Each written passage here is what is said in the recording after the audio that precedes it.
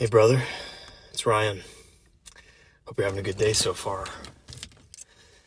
I've been thinking a lot about fatherhood,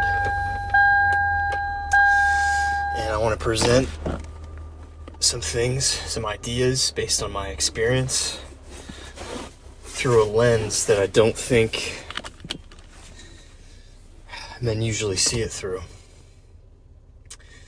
It's interesting, this YouTube channel, it's still at a place where my family hasn't seen it.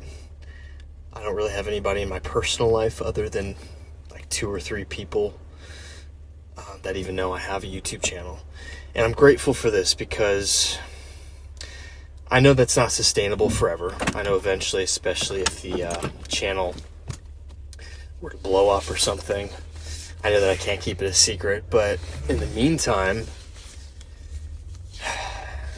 it allows me to get over any kind of hang-ups I have about being fully vulnerable, which I've said this before. I think that is the only way to truly impact others. So when you can humble yourself and just share your experiences, because people are smart, people are intelligent, they have really good bullshit detectors, and they know when you're not being real. So I think this video is going to be for men who want to be fathers, and for men who are currently fathers and maybe struggling, maybe going through a divorce, and I have been through that. And I'm very fortunate because I have joint custody of my 4-year-old son. So I'm going to start with telling you my experience with, I'm going to go way back. I was in the room when my son was born. I was there. I watched him being born. And the way that it affected me, I was not expecting. Time really did actually stand still. And there's only been a handful of moments in my entire life, my entire 36 years of being alive, where I experienced something like that. This was one of them.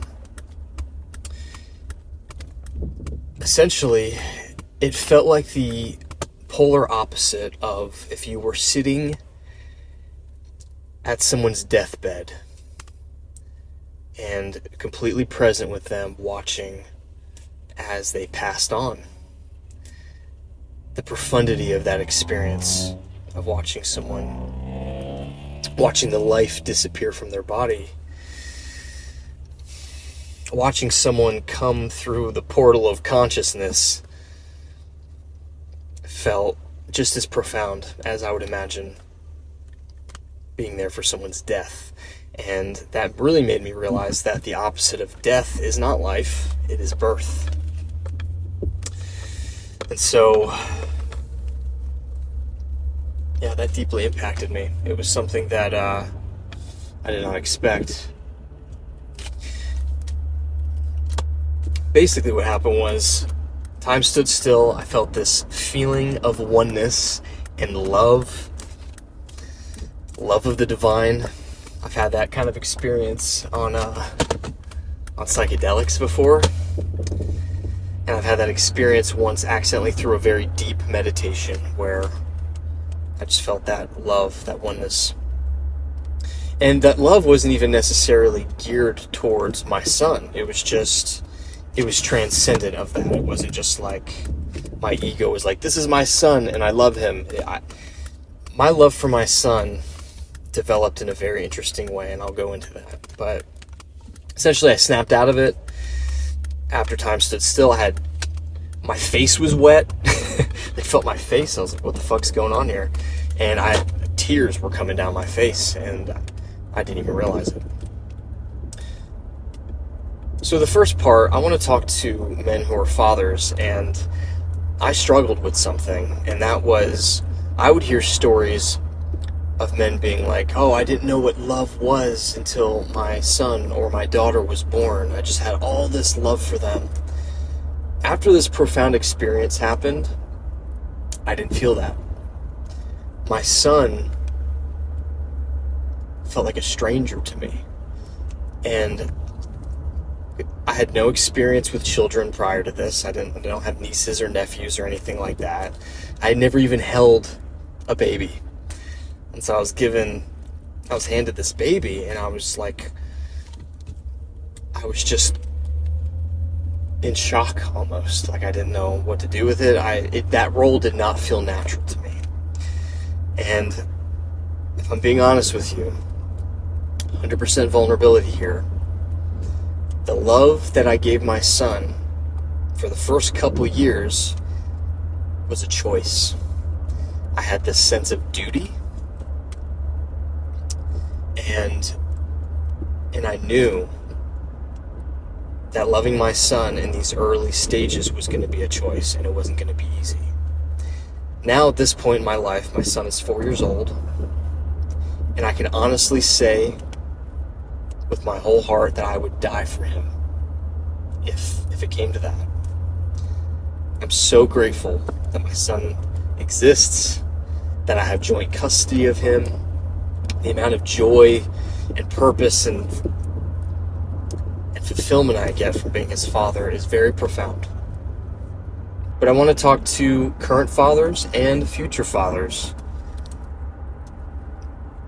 You don't need to feel shame about that. And that's, we talk a lot on this channel about bringing awareness to things. Don't hide from these things. And I hid from that at first. I kept that hidden. I didn't really talk about it. And I had this sense of shame and guilt. I was like, man, why am I not elated by my son? Why am I not just obsessed with him and like all these other people that I hear about? So, and that's not the case for all men. Some men, they do have those feelings, and that's great. But I think that a lot of men, they have to grow into it, because there's something about carrying a human being around in your body for 9 months, and women get to experience that. And I think that it allows for this bond. So the bond for me, it came later. And if that's the case for you, you don't need to feel shame. And if you're currently a father and that was your experience, hopefully this gives you a little bit of healing from that experience of being shameful towards yourself.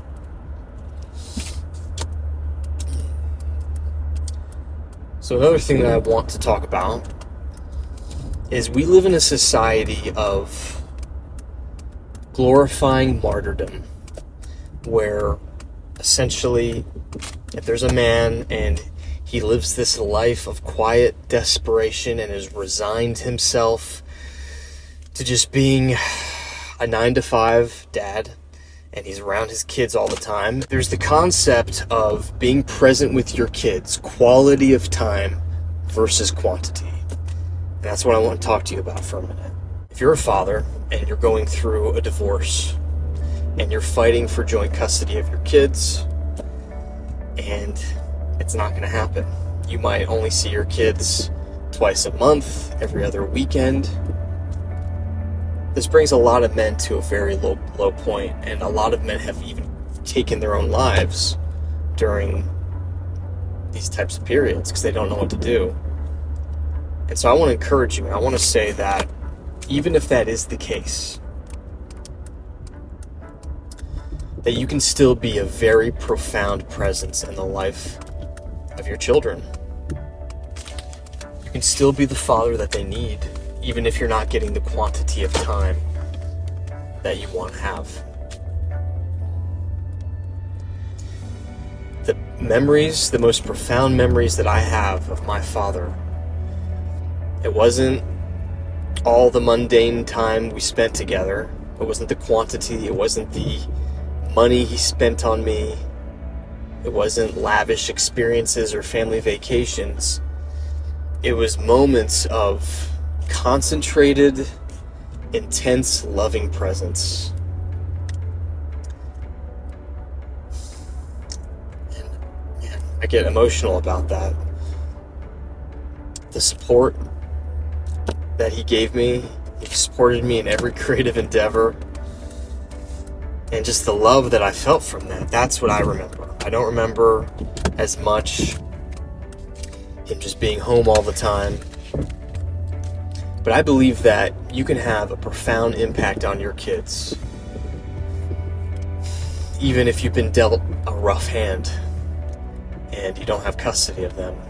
I want to encourage you to, in the meantime, work on yourself and work on your purpose. And honestly, that's the downfall of a lot of fathers who do have quantity of time. They might be married, they might have a full traditional home and the father's around all the time, but he's resigned a part of himself.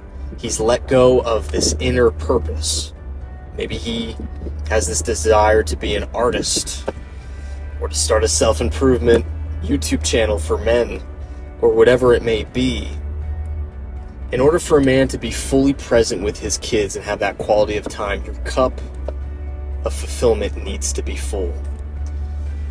And that's a form of self-love. You have to cultivate that self-love. It's the only thing that will allow you to give that love to others in its full capacity. There's a chapter in the book, Way of the Superior Man, that talks about this. I wish I could read it to you right now, but obviously I'm driving. And we actually talk about that book quite a bit in the Conscious Men community. The Conscious Men community, it's something I started recently.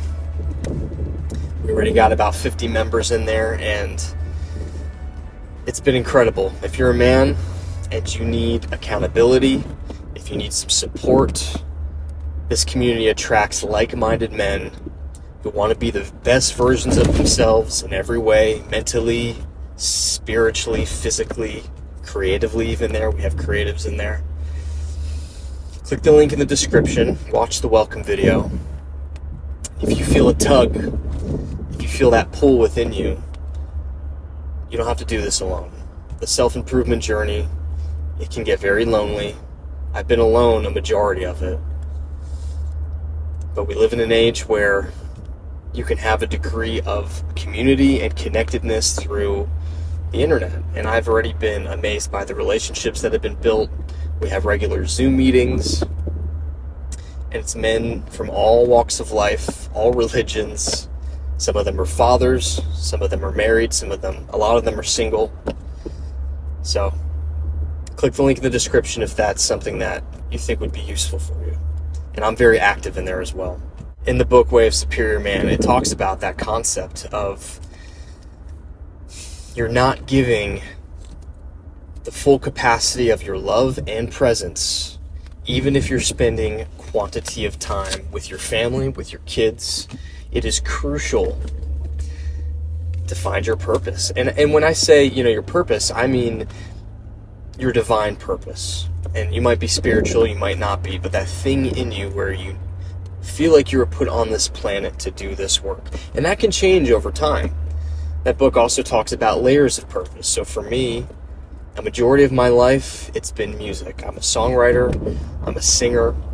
That's the kind of work I've done most of my life, and that's where I've put a majority of my attention. And then over the last few months, there's been this shift where I'm talking to you right now, and I'm making this kind of content. And whenever I make a video like this, or have a Zoom meeting in the community, and then I spend time with my son afterwards,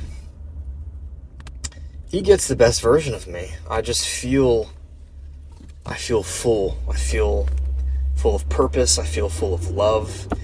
And children are very sensitive to that kind of energy. So whether you're a father now, or you plan to be a father at some point in the future, don't adopt the martyr mentality that society tries to praise and tries to put on us. It's like, oh, Bob, he works 80 hours a week, and then he spends as much time as he can with his kids, but he might be an empty shell of a man because he's not fulfilling that deeper calling, that deeper purpose. It's very important for men. So that's just something I want you to contemplate. I want you to chew on for a while. Hey, it's Ryan from the future. I was editing the video and really wishing that I had a way to read some parts from the Superior Man to you for context. And so I just wanted to take a minute and do that. What is your deepest purpose in life? For some men, their deepest purpose is their family. If you are one of these men, then you probably aren't concerned about the issue of whether or not you are using your family as an excuse. Many men, however, regardless of how much they love their family, also feel a deeper calling. If they do not live true to this calling, then their core weakens, even if they genuinely love and desire to serve their family.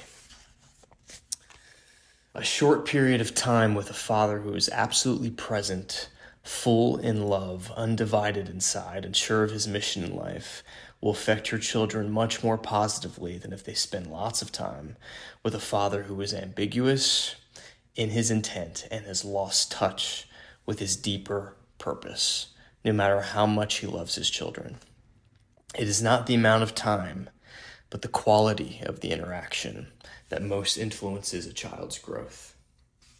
Children are exquisitely sensitive to emotional tone. If you are not full in your core, aligned with your deepest purpose, and living a life of authentic commitment, your children will feel it. You are responsible for serving them as much authentic love as possible, which you can only give if your life is aligned with your deepest purpose. Okay, back to the video. And one thing I'll say too, believe it or not, I would never encourage someone just to jump into getting a divorce. But a lot of men have no idea how it negatively impacts their kids to be in a setting where there's no love between the parents. And whenever there's just blatant disrespect and the man feels emasculated, the children are deeply affected by that. And I feel like the best decision for my son was actually for this particular marriage to end. And I don't have any resentment towards his mom. I've done a lot of healing. I've gone within. I know she's got her own wounds and things that she needs to address, and I hope that she does at some point. But if she doesn't, I'm free of that resentment. I know that my son is going to get the best version of me. And I'm very selective now with who I enter into relationships with. Because if it gets serious and my son sees us interact, I want him to see a model of actual love. And I want him to see a healthy model of healthy polarity between masculine and feminine. It's very important for children to experience. So if you're in a marriage or a relationship and it's not good, there's disrespect, there's lack of love, I'm not telling you to end it. If you can work on it, if both of you guys are willing to do inner work and things like that to try to fix it, then great. But unfortunately, that's not usually the case. Usually there's one party who's willing to be vulnerable and do the work and do therapy, and if that's not how it is on the opposite end, then it's best to let that go for your kids. And that's the opposite of what a lot of people used to preach. There was a big focus on staying together for the kids. And I'm going to tell you right now, that's the worst fucking thing that you could possibly do if it's not recoverable. So, contemplate these things, chew on it, let me know in the comments what your experiences have been. And I'm open to just talk about these topics and be as vulnerable as possible, because that's the only way that other people are healed and impacted.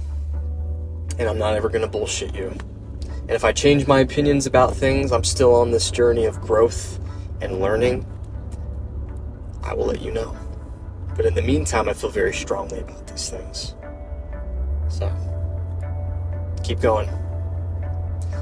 You are loved. You matter.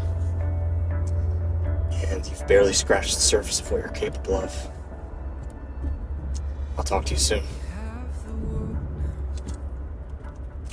Have you lost your soul? Is there no one there to fight for you? Is there nothing left to pull you through? On your darkest days, no matter what they say, I'll be the light that guides you. I wanted you to